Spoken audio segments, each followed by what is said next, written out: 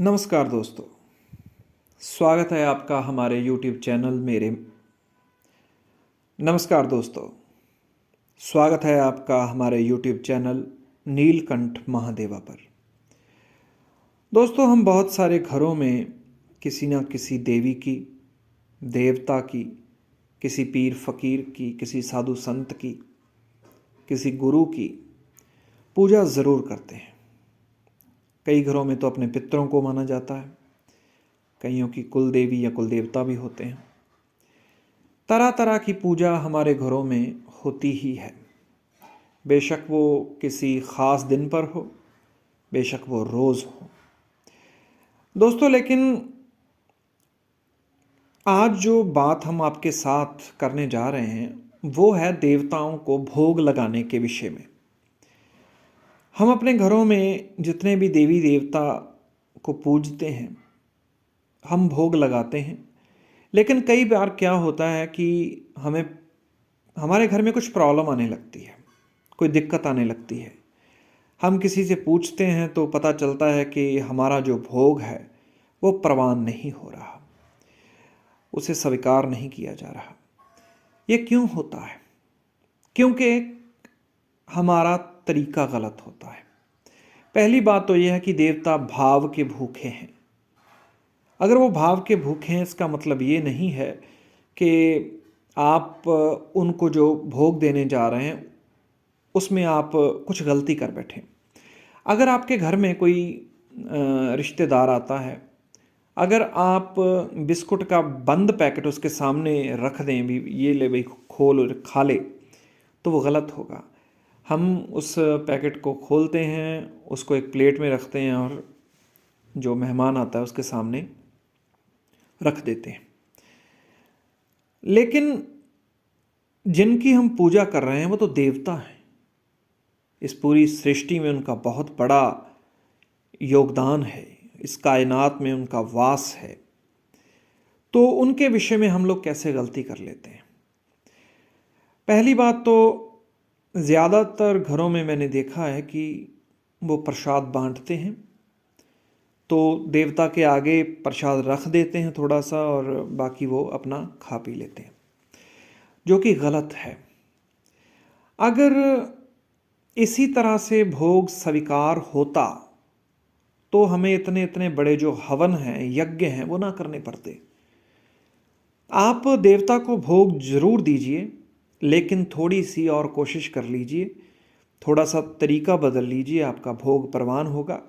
क्योंकि बहुत सारे देवता जो हैं वो भोग के बिना काम नहीं करते। तो आपको किस तरह भोग लगाना चाहिए? वैसे तो मैंने देखा है कि हमारे जो लोग हैं वो भोग अंगारी पर देते हैं, गोबर का उपला लेते हैं, उस पर भोग लगा देते हैं। मगर शहरों में क्या होता है कि हमें गोबर का उपला नहीं मिलता, तो हमें क्या करना चाहिए? वैसे बहुत से गांव हैं जिनके घरों में गोबर के उपले नहीं होते, पर अगर जिनको ये बात भी नहीं पता कि गोबर के उपले के ऊपर कैसे देवता को भोग लगाया जाता है, उसके बारे में भी मैं आपको बता देता हूँ। देखिए, पहले तो आप ये बात निश्चित कर लीजिए कि आपको किस दिन देवता को भोग लगाना है। ये बात आपकी निश्चित होनी चाहिए कि अगर हनुमान जी का है तो आप पूर्णिमा के दिन, आपको आपका कन्फर्म होना चाहिए कि मैं पूर्णिमा के दिन प्रसाद चढ़ाऊँगा। शिव जी भगवान की जो है उनका दिन एक निश्चित कर लीजिए। माँ का अगर आप कर रहे हैं तो उनका दिन निश्चित कर लीजिए। राम जी का, हनुमान जी का, जिस तरह भी है, जिस देवता को भी आप पूजते हैं, उनका एक दिन समय निश्चित कर लीजिए कि मैं इनका प्रसाद जो है वो दिन सुबह में चढ़ाऊँगा या शाम में। तो क्या है कि अगर आपका टाइम फिक्स होगा, आप एक टाइम पे देवता को भोग देने लगेंगे, तो धीरे धीरे क्या होने लगा, क्या उस दिन देवता उस जगह पर हाजिर होने लगेंगे, जो आप चाहते हैं वो आपको मिलने लगेगा। तो करना क्या है आपको? आपके घर में अगर गोबर का उपला है तो उस गोबर के उपले को आप जला लीजिए।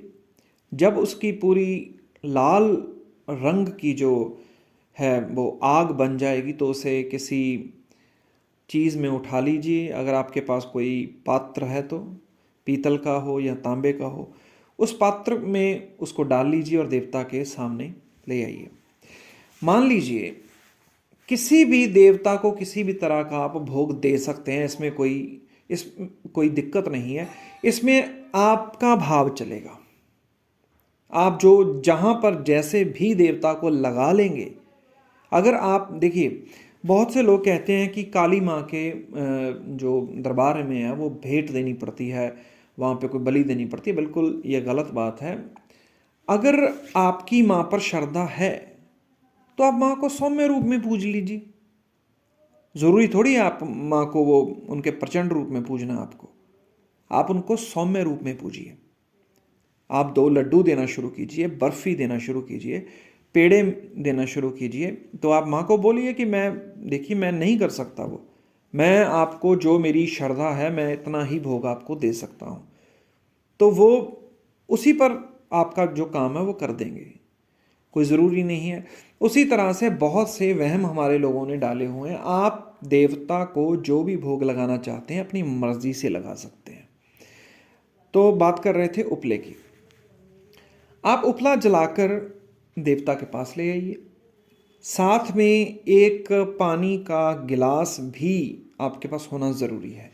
बेशक उसमें थोड़ा सा गंगा जल डाल लें। मैं नहीं कहता कि अगर आप हनुमान जी को पूजते हो तो आप हर मंगलवार प्रसाद बांटो, माँ को पूजते हो तो हर शुक्रवार प्रसाद बांटो, शिव जी को पूजते हो तो हर सोमवार प्रसाद बांटो। नहीं, आप महीने में एक बार सोच लीजिए, एक दिन फिक्स कर लीजिए कि इस दिन मैं प्रसाद चढ़ाऊँगा। तो क्या है कि आपको गोबर का एक जो उपला है वो लेना है, सामने रखना है। अगर अब मैं आपको एक फॉर एग्ज़ाम्पल हनुमान जी के बारे में बता देता हूँ। तो आपने गोबर का उपला उनके जो मंदिर के सामने रख लिया किसी पात्र में। तो सबसे पहले आपको भगवान को बेनती करनी है कि मैं आपका प्रसाद चढ़ा रहा हूँ, तो जो भी मैं करूँ आप प्रवान कीजिए, और जो मेरे से गलती हो उसकी मुझे क्षमा कीजिए। तो फिर आप अग्निदेव को बोलिए कि हे अग्निदेव, आपने बड़ी कृपा की, आप यहाँ पर उपस्थित हुए, आप आए। तो आप एक वो पुरोहित हैं कि आप पर चढ़ाया हुआ प्रसाद देवता के पास पहुँचता है। तो कृपा कीजिए कि मेरा प्रसाद जो है मैं हनुमान जी तक पहुँचाना चाहता हूँ। तो मैं आप पर ये जो भोग है वो दे रहा हूँ, और आप कृपा कीजिए कि मेरे देवता तक प्रसाद पहुँचता हो जाए। जी, उससे आगे क्या करना है आपको? आपने उपला जलाया, इस तरह से आपने भगवान के आगे, अग्निदेव के आगे जो बेनती है वो कर दी। उसके बाद एक आपको घी का चम्मच डाल देना अग्नि पर, जो वो गोबर का उपला आपने बनाया है। तो अगर आपके पास गोबर का उपला नहीं है तो आप कपूर यूज़ कर सकते हैं। कपूर, मुश्क जो कहते हैं, मुश्क कपूर की टिक्की आती है, कपूर जैसे कहते हैं, अलग अलग एरियो में उसका अलग अलग नाम है। तो आप उसको जलाकर भी उस पर भोग दे सकते हैं। तो क्या है कि आप गोबर का उपला आपने लिया, गोबर के उपले के ऊपर आप जो है वो 1 चम्मच घी डाल देंगे। उसके बाद उस पर आप 2 लौंग के जोड़े वो भी आपको भोग लगाने हैं। जब आप ये चीज़ कर रहे होंगे तो पहला भोग जो आपने दिया घी का, वो अग्निदेव का था। उसमें आप मंत्र बोलेंगे ओम अग्निदेवाय नमः, या आप बोल सकते हैं ओम अग्निदेवाय स्वाहा, कुछ भी बोल सकते हैं। वैसे तो स्वाहा लगाएंगे तो वो तो ज़्यादातर हवन में बोला जाता है, लेकिन आप यहाँ भी स्वाहा बोल सकते हैं, स्वाहा कर सकते हैं। तो क्या है कि उसके बाद आपने अग्निदेव को घी का भोग लगा दिया। उसके बाद आप अपने देवता का जो भोग है वो लगाएंगे। अगर आप हनुमान जी को लगा रहे हैं, ओम श्री हनुमते स्वाहा, प्रसाद रख दिया आपने। अब आपने प्रसाद रख दिया तो 5 बार, अगर आप लड्डू का प्रसाद चढ़ा रहे हो तो 5 बार उस लड्डू को तोड़ लो थोड़ा थोड़ा, 5 बार आप भगवान को भोग लगा सकते हैं। उसके बाद आपको क्या करना है, जो आपने पानी रखा है उस पानी को आपने अपने दाएं हाथ में लेना है, और क्लॉकवाइज जो आपने जिस पात्र में रखा हुआ है क्लॉकवाइज उसके चारों तरफ घुमा देना है। तो पानी डालकर वो देवता को पानी का भोग लग जाता है। तो ये आपका जो संपूर्ण जो प्रसाद की विधि है, अगर आप घर में सिंपल करना चाहते हो तो वैसे तो विधि बहुत सारी हैं। दूसरी बात, अगर आपके पास अग्नि का भी प्रबंध नहीं है, आप अग्नि नहीं जलाते, आप कपूर का भी इंतज़ाम नहीं कर सकते हो, आप अग्नि का भी इंतज़ाम नहीं कर सकते हो, कोई दिक्कत किसी भी तरह की आप मतलब आपको लगता है कि मैं इंतज़ाम नहीं कर सकता, तो आप क्या करें? तो आप एक जल का पात्र जो है वो भर लीजिए। तो अगर फिर भी आप हनुमान जी को प्रसाद चढ़ाना चाहते हैं, फॉर एग्जाम्पल आप किसी भी देवता को कर सकते हैं, ये जो मैं बता रहा हूँ। तो आपने पतासा लिया, तो क्या करना है कि आप पतासे ले लो, एक जल का पात्र रखो, भगवान को उसी तरह से बेनती करो, और दूसरी जो विनती है वो जल देवता को कीजिए कि जल देवता, मैं आप में हनुमान जी का जो प्रसाद है वो चढ़ाना चाहता हूँ, तो आप कृपा कीजिए कि मेरा ये जो प्रसाद मैंने चढ़ाया है हनुमान जी तक पहुँचता हो जाए। किसी भी देवता का नाम ले सकते हैं, जिसको भी आप पूजते हैं, मैं सिर्फ विधि बता रहा हूँ। तो आपको क्या करना है, हनुमान जी का पहला जो बताशा है उसे जल देवता के आप स्पुर्द कर देंगे कि ओम जल देवताय नमः, जल देवता को आपने कर दिया। उसके बाद आप हनुमान जी के 5 जो एक पतासे से 5 बार चीज़ तोड़ के आप जल में डाल सकते हैं। अब जो पतासा आपने तोड़ के जल में डाला है वो पानी में घुल जाएगा, तो आप क्या कीजिए, उस पानी को किसी गमले में, किसी पेड़ में, पीपल के पेड़ में डाल सकते हैं, गमले में डाल सकते हैं। आप तुलसी में नहीं डालेंगे उसे, ये बात याद रखिएगा, तुलसी में आपको नहीं डालना है।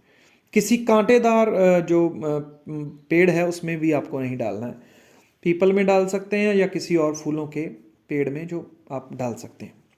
तो ये हो गया आपका जल में और अग्नि में आप भोग कैसे लगाएं। आप अगर भोग सही तरीके से लगाएंगे तो आपको सही फल मिलेगा। अगर आप सीधा उठाते हो, बस सामने रख देते हो, बस ठीक है कि आप लो, तो ये बात अच्छी नहीं है, इस तरह से भोग परवान नहीं होता। तो अग्नि में कैसे भोग लगाना है, जल में कैसे भोग लगाना है, अगर आपके पास गोबर का उपला नहीं है तो आप उसके लिए कपूर यूज़ कर सकते हो। अगर आपके पास कपूर और उपला दोनों उपलब्ध नहीं है तो आप जल का इस्तेमाल कर सकते हो। लेकिन भोग लगाने का तरीका होना चाहिए। अगर भोग आपका पड़ा है तो आप वो तो वहीं पड़ा रह गया, वो किसी काम में नहीं आया। अग्नि में डालेंगे, अग्नि देव जो हैं वो आपके देवता तक पहुंचाएंगे, जल देवता आपके देवता तक पहुंचाएंगे। और क्या है कि आप जब आपने प्रसाद का जो भोग लगा दिया, उसके बाद आप उसमें से कुछ हिस्सा गाय को दे दीजिए, एक हिस्सा किसी कुत्ते को डाल दीजिए, तो बाकी जो प्रसाद है वो आप परिवार में या बाहर जिस तरह भी आप बांट सकते हैं। सो आपका बहुत सारा फ़ायदा होगा, भगवान आप पर कृपा करेंगे, आपके देवता, आपके पितृ, आपके साधु संत, आपके गुरु आप पर कृपा की करेंगे। लेकिन भोग लगाने का ये तरीका है जो आप यूज़ करके देखिए। वैसे तो बहुत सारे तरीके हैं, लेकिन ये सबसे आसान और सबसे असरदार तरीका है। सो धन्यवाद आपका, शुक्रिया।